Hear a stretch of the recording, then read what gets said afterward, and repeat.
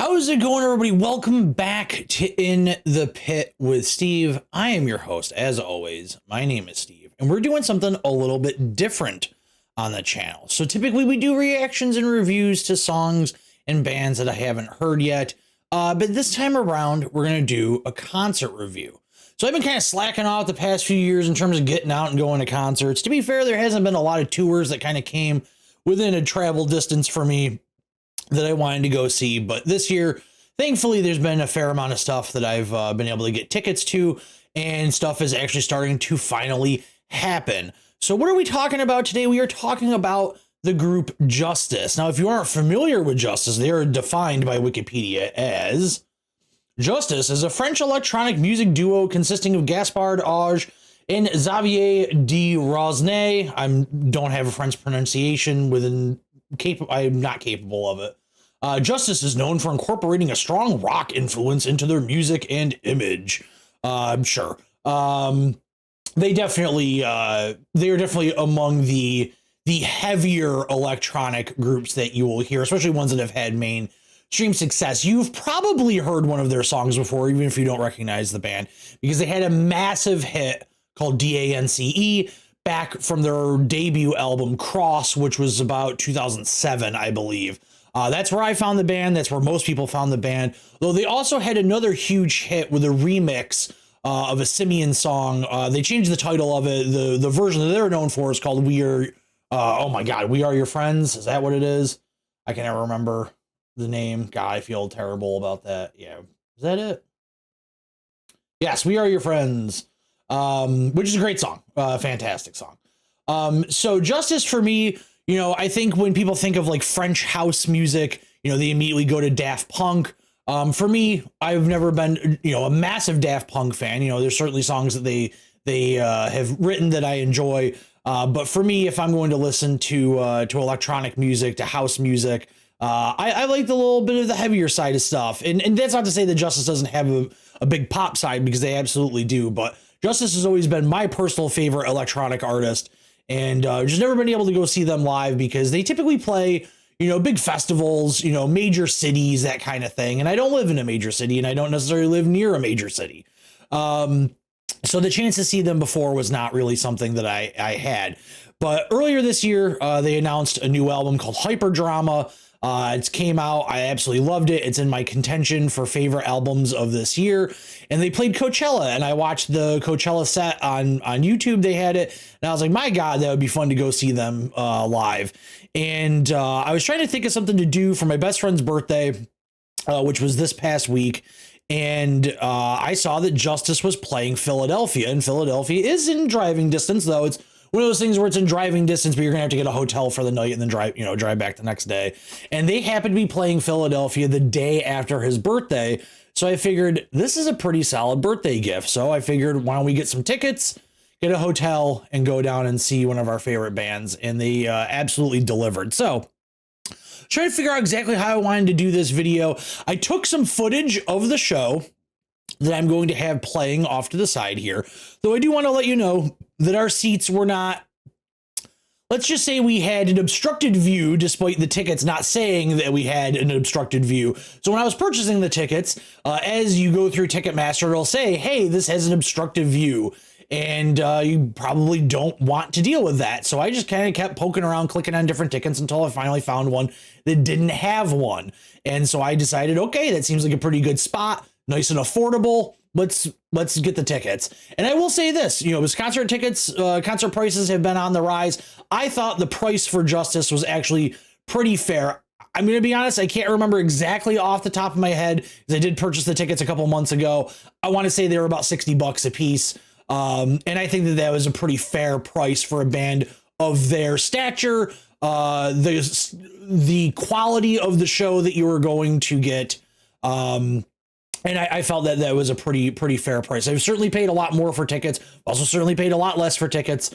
But $60 these days, there's not a lot of big tours that you can kind of get into for $60. We've been seeing these prices of these Billie Eilish tickets, these Taylor Swift tickets, even some of the heavier stuff. I saw the ticket prices for, I think it was the Rob Zombie tour that's going on right now. Those were pretty rough. Thankfully, Live Nation did that $25 concert week earlier this year, and that's how I ended up picking up a bunch of stuff that I'm going to later this year.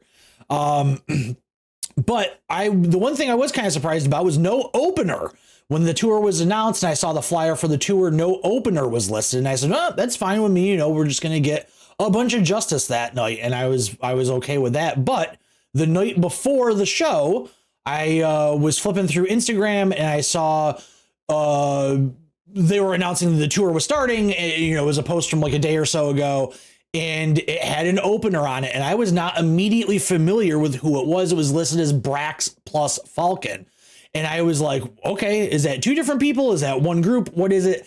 Then I actually, you know, I went to Wikipedia or to Google and looked it up, and it was actually a new group formed by DJ Falcon and Alan Braxe. Now, DJ Falcon, he's done a bunch of stuff, but Alan Braxe, if you're an electronic fan, you may know because he was part of Stardust, which is a short-lived group that also featured a member of Daft Punk. They wrote one of the most influential and greatest electronic songs of all time called Music Sounds Better With You. So I thought that was pretty cool. And now Alan Braxe and DJ Falcon, who are actually related to each other, they have a new group. And so they did a 45-minute DJ set to open the night. Pretty low key, you know, a couple colored lights going off, but nothing too crazy. The crowd was sort of into it. I think it got off to a little bit of a slow start. Then they actually had this part where they were mixing in like a prayer by Madonna into what they were doing. And it was absolutely fantastic. It was a really well done kind of mix of that sample into what they were doing. It was a little bit short-lived. It was only about 30 seconds long, and then they kind of moved on to something else. And then the set, I'll be honest, kind of started to slow down a little bit. It was a little, I don't want to say boring, but the crowd was not necessarily moving and getting into it. It was a little bit lower tempo than I think maybe people kind of expected. But halfway through their set, they start playing Music Sounds Better With You. Everybody recognizes the song, gets into it, everybody starts moving. And then the second half of their set, probably the last 20 minutes of it, was really, really solid. It was pretty good. At this point, you know, the crowd is starting to more filter in. The place is starting to fill up. When we got there maybe 20 minutes before the opener got on. Very easy experience to get in. I should have mentioned, I'm sorry, this was at the Metropolitan Opera House in Philadelphia, a venue that I haven't been to before. I've been to like the Electric Factory before and a few other places. I've been to, Wells Fargo, I think is the basketball and hockey arena. I saw Rammstein there. I've been to a couple other venues in Philadelphia. I've been to Philadelphia a lot in my life to see concerts and just do other stuff in general. But you know, the crowd was starting to come in. People are starting to have a good time. People are starting to move. And I thought that their set ended on a strong note. I think it was pretty good. So while they were playing, you know, they had some colored lights and whatnot that was going on, but you started to get a little bit of a sense of what Justice's setup looked like. I didn't know if they were just going to take the setup that they had at Coachella and put it into this opera house and the other venues that they're playing on this tour. It is a little bit of a short tour. I think it's maybe 10 dates, something like that. And you can kind of start to see what they had. A lot of lighting rigs. There appeared to be some screens kind of in the background, and you can see their setup, like their instruments and everything were already on stage. Like everything was already set up, you know, before the show began. It was an incredibly quick turnaround. Braxe and Falcon ended, I'm pretty sure, like on the dot at 8:45 p.m. and Justice was on stage, kicking into their first song at 9 sharp. So I mean, it was a very, very quick turnaround between bands. You know, which makes sense for an electronic show. You want to kind of keep that vibe going. You don't want people kind of slowing down, right? Like you want people to be dancing. You want people to kind of keep going. So having that quick turnaround, I think, was probably a really smart decision for them. And then, of course, you know, 9 o'clock, Justice comes out, and man, their setup is really interesting. So if you've ever seen a DJ perform, or even two DJs like the opening group, you know, side by side, they're working their turntables if they still have turntables. I know a lot of people have switched off. They're using CDJs and, you know, Serato and stuff like that. But, you know, it's two dudes side by side, and they're doing their work. You know, they're feeling it. They're kind of getting the crowd pumped up. You know, Alan Braxe was definitely trying to get people going. DJ Falcon is definitely trying to get people going. And then the way that Justice performs is they're actually facing each other. And at times they are facing away from each other. They have instruments So if I'm standing here, the other guy is across from me, I've got some stuff here, he's got some stuff in front of me, but we both have stuff behind us. So there are times where they're both facing the same direction, they're facing away from each other, they're facing into each other. And there's something when the show started, they were using just white light. So it was pitch black and then just the white lights, right? And so you get to see the band, like you're seeing the band, and then it finally kind of collapses in on itself and they are bathed in like a yellow light. And this is the first time we really get a good hard look at the band, their setup, the lights, everything. And I thought there was something incredibly powerful about that image of these two musicians facing each other and working. And it was just like, I don't know, that's going to be like burned in my brain for a while. Like, you know, the lights hit and you see these two dudes that look like they're from the fucking future and they're just making this incredible music. And it's just, I don't know, it's just like one of those like iconic images that I have seen in my life of artists or bands on stage. Their lighting show is the most insane thing I've ever seen in terms of lights. I have seen some really crazy over the top production in my life. I've seen Rammstein a couple of times, and I've seen a smaller Rammstein show, and I have seen a big Rammstein show. So I've kind of seen both sides of the spectrum for them. I've seen like Rob Zombie live, who does a lot of crazy stuff. So I have seen over the top production, really well choreographed production. But in terms of just specifically lights, there were no lasers. There was no pyro, no concussion blasts. There wasn't any confetti or anything dropping from the ceiling, nothing like that. Strictly just the lights. And then they did have some television screens behind them. I think maybe 8 or so, maybe 1 or 2 less. The lighting show is incredible. I've never, ever seen anything like that. Everything fits perfectly. It's unique throughout the night. It's not necessarily changing every time they switch songs.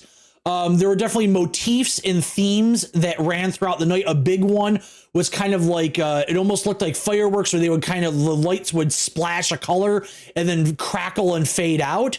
Kind of like how a firework trails off. There were definitely times where they lit up just little hints of white light and it looked like stars in the night sky.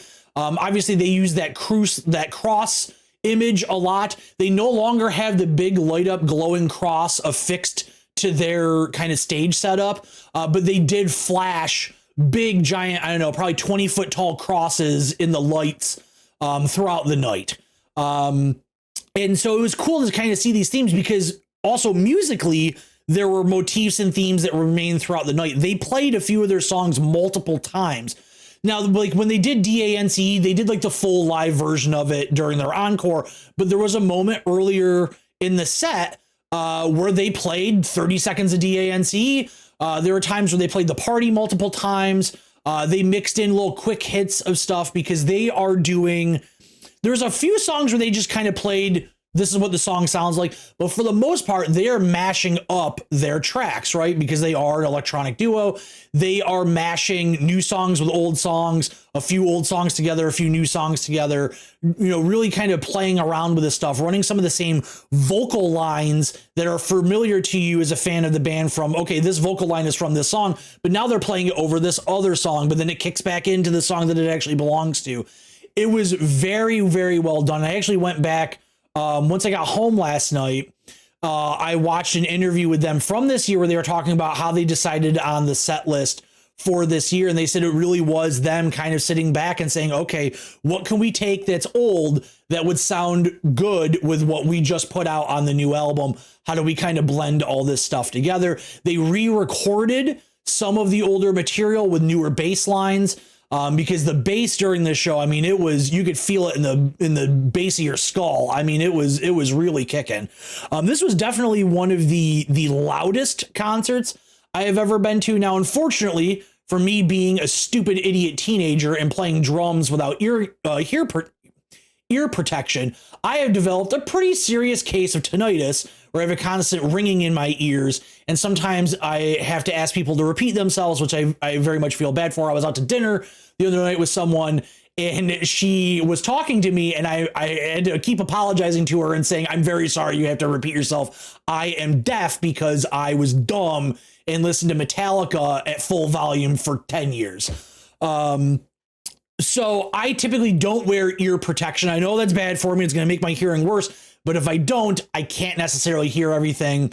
I will probably lose my hearing to some degree at some point, worse than I already have. It also didn't help at one point in my life. A firework went off next to my head, so my right ear is a little bit worse than my left ear. I got a whole bunch of shit wrong with me. But it was an incredibly loud show. I was really trying to think on the drive home, or the drive back to the hotel after the show. I was really trying to think of like, who else have I seen that was like that loud? And I think part of it was, and I'll give credit to the venue for this. So the venue actually had, the show was being filmed by the venue, and they were actually projecting the video onto the walls in the venue so you could see it. It was like I said, we ended up having a little bit of an obstructive view, which you could see in the footage. We had the overhang of the balcony above us and that nice, sexy little pole right there kind of blocking our view. But kind of above my head on where that overhang ended, they were projecting the concert, but they also had speakers hanging down, additional speakers throughout the venue. So no matter where you were kind of getting the full blast of the, you know, the volume that was the performance, which actually thought was pretty cool. I also think it was mixed really well. They had a very involved setup over at the table. We could see from our seats, they were maybe 1 or 2 sections over. And I could see their lighting guy doing his work, and, you know, they're working the soundboard and everything. And I never once felt that bass, which that's what you kind of worry about, was blown out throughout the speaker system, the PA system in the venue. I never thought anything sounded like it was redlining and it was starting to get distorted. Everything sounded really, really good. I think overall that venue, I've never been there before. I would 100% go back to see something there, and maybe be a little bit smarter with where I bought my ticket now that I kind of have an idea of what I'm getting into when I sit in there. But I thought it was great. You know, I'm old now. I'm old. I like to have a seat. You know, I was on my feet for probably, they played an hour and a half. I was on my feet for probably an hour and 15 minutes of that. I took a break at one point, not because I was feeling old and sore and tired, but the lights at one point were getting so rough, I needed to sit down and take a break and close my eyes. And actually, my friend who was with me said that even though he was standing up the entire time, he had his eyes shut and was looking away for a little bit because it was just, at some points, it was just purely overwhelming. And then I definitely had to take an old man, my feet are sore, my back is a little sore kind of break at one point, and have a little sit for about 10 minutes. So I appreciate the fact that there were nice, comfortable seats for me and everybody, but everybody was into it. You know, that was the thing. It was a great crowd. The whole crowd's up. Everybody's dancing. Everybody's moving. Everybody's having a good time. You know, I didn't see any fights in the crowd. Nobody was arguing with each other. Didn't see anybody doing anything stupid. So it was an overwhelmingly positive experience from both, you know, the perspective of seeing the band, but also the perspective of being in the crowd. I'm sure any of you that have been to enough concerts in your life know that a bad crowd can make a good concert kind of shitty when you think about it in hindsight. So I was very excited. In terms of set list, they played pretty much everything you would want to hear. Couple notable exceptions being no DVNO, no Waters of Nazareth. But, you know, they played Genesis, they played DANCE, they played a bunch of stuff from the new album. They played The Party, you know, a lot of really great stuff. Their version of Stress that they played was unbelievable. Just red lights strobing, just fucking non-stop the entire time. And it's just like, this is stressful. You know, this fucking song is called Stress. So it was great. I absolutely loved it. Obviously, I have recency bias, but I do believe that this is probably one of the best performances I have ever seen live. I have been very fortunate in my life to see pretty much all of the bands that I've ever wanted to see live. There are, of course, a couple of exceptions, some bands that have passed away, some bands that have retired.